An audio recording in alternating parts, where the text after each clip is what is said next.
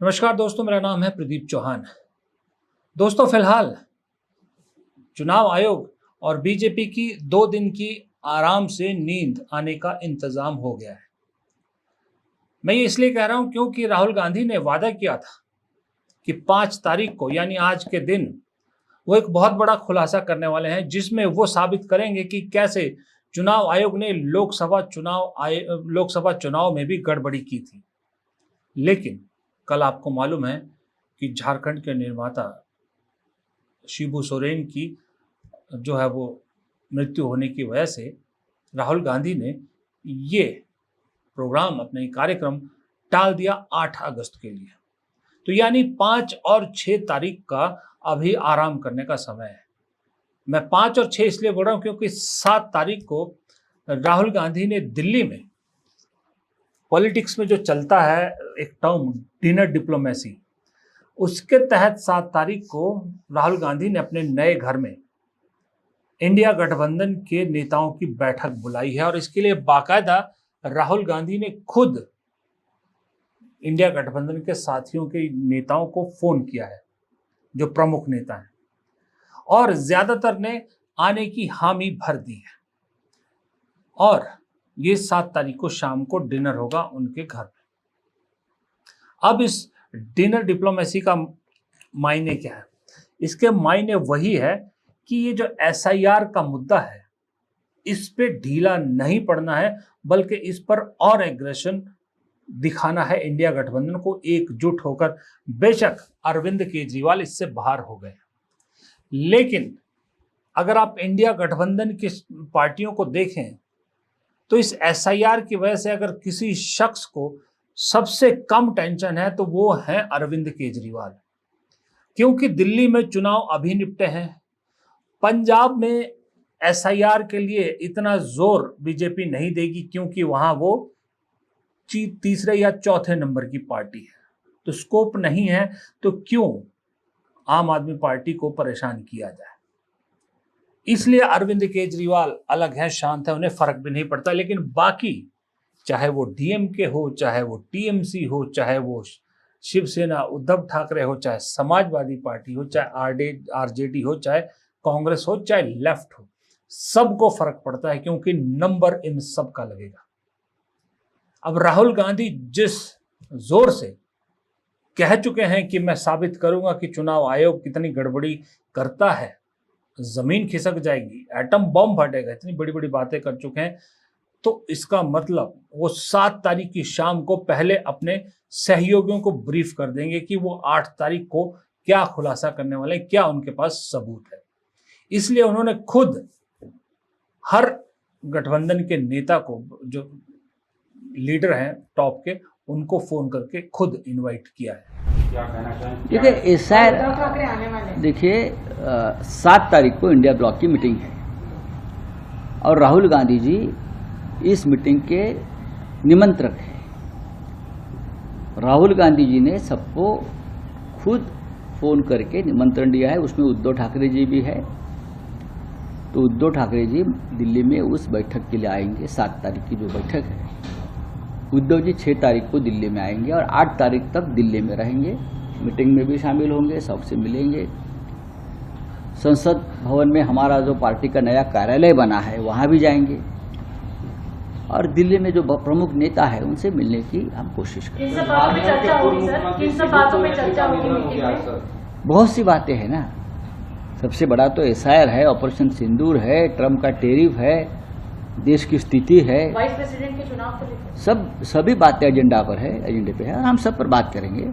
अगर इतने बड़े नेता दिल्ली में इंडिया ब्लॉक के बैठक में शामिल हो रहे हैं तो सब बातों पर चर्चा हो जाएगी, क्योंकि दिल्ली में बहुत से लोग हैं जिनका बार बार आना नहीं होता है। अब जैसे संजय राउत बता रहे हैं कि उद्धव ठाकरे एक दिन पहले ही पहुंच जाएंगे, तेजस्वी ने कह चुके आने की हामी भर दी है, अखिलेश आ रहे हैं, स्टालिन आ रहे हैं, ममता बनर्जी आ रही है, तो और क्या चाहिए? अब 7 तारीख को ये होगा, 8 तारीख को राहुल गांधी फिर खुलासा करेंगे। और इस एसआईआर के मुद्दे से सरकार घबरा चुकी है। इसका उदाहरण कल संसद में उस वक्त मिला जब लोकसभा अध्यक्ष बिरला जी ने सभी विपक्षी पार्टियों को बैठक के लिए बुलाया था कि भाई जो है वो सदन के सत्र को कैसे चलाया जाए, इस मुद्दे को कैसे शांत किया जाए। लेकिन विपक्ष एक बात पर अड़ा रहा कि एसआईआर के मुद्दे पर संसद में चर्चा हो, तब वो खामोश होंगे। वो बिरला जी के हाथ में नहीं, आपको मालूम है। तो विपक्ष ने कह दिया हम तो नहीं मानेंगे, हम तो डिमांड करेंगे इसकी। आलम यह है कि संसद के बाहर सीढ़ियों पर जब प्रियंका गांधी और राजनाथ सिंह की अनौपचारिक ऐसी चलते चलते मुलाकात होती है, तो कहा जाता है कि प्रियंका गांधी ने राजनाथ सिंह से कहा कि सर एसआईआर पे चर्चा करा लीजिए, तो राजनाथ सिंह अनकंफर्टेबल से हो गए और वहां से चले गए कि ये सरकार निर्णय करेगी, ये कहते हुए,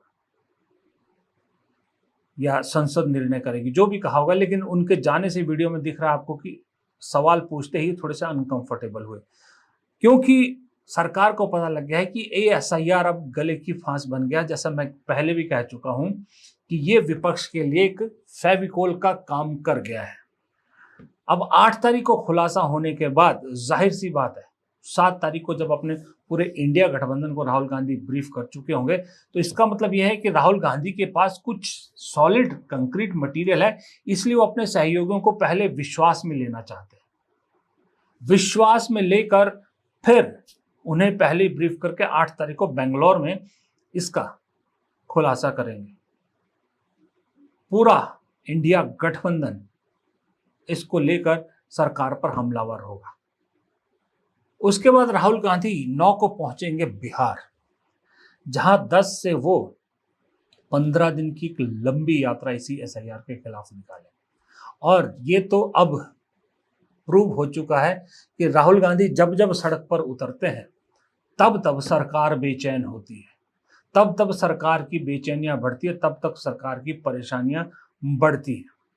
राहुल गांधी ने कन्याकुमारी से कश्मीर तक भारत जोड़ो यात्रा की तो बीजेपी 240 पे आ गई।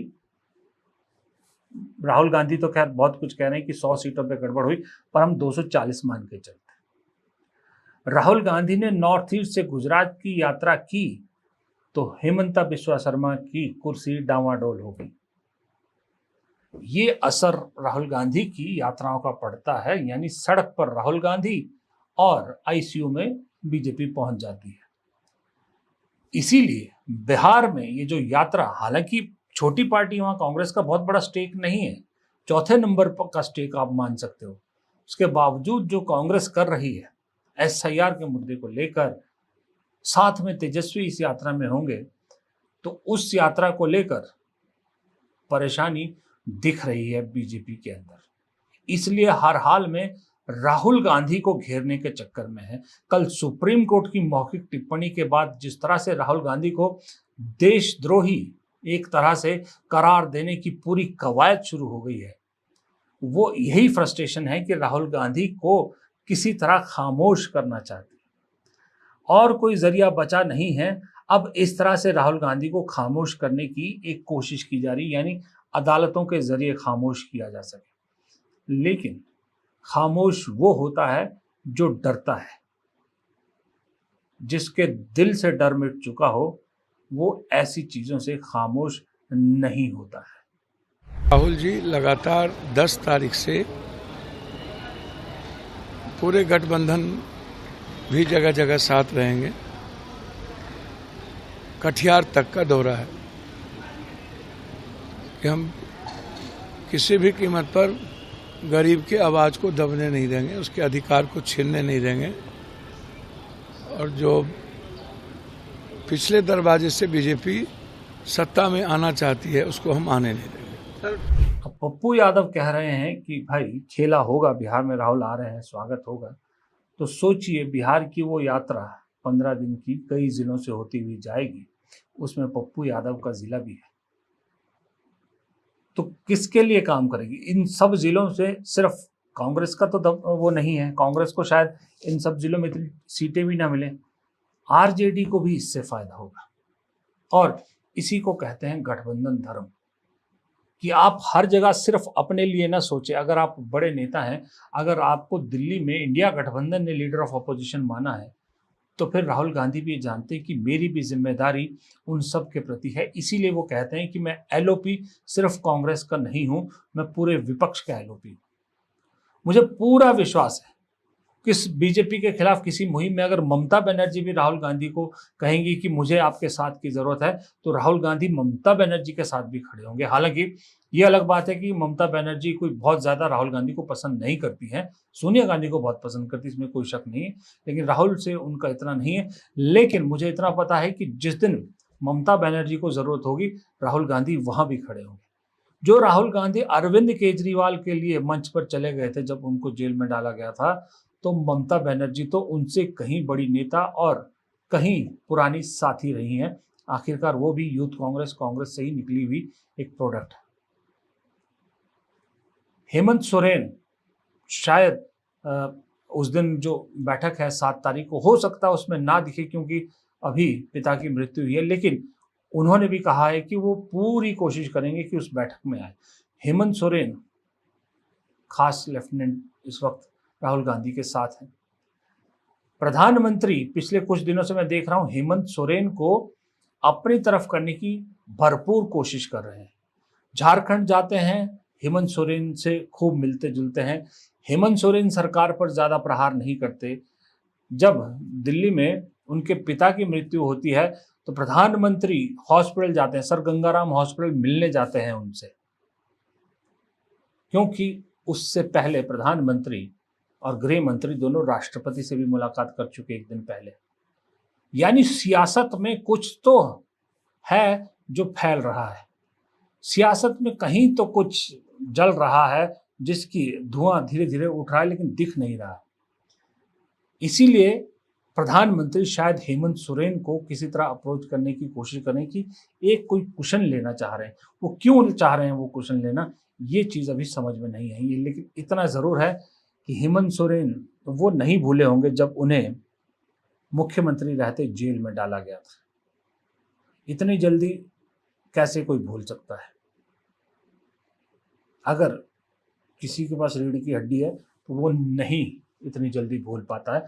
लेकिन इतना ज़रूर है, राहुल गांधी और इंडिया गठबंधन जो अब आगे दिखने वाला है, उस दिखने से परेशानी बीजेपी दफ्तर से लेकर पीएमओ तक सुनाई देने वाली है।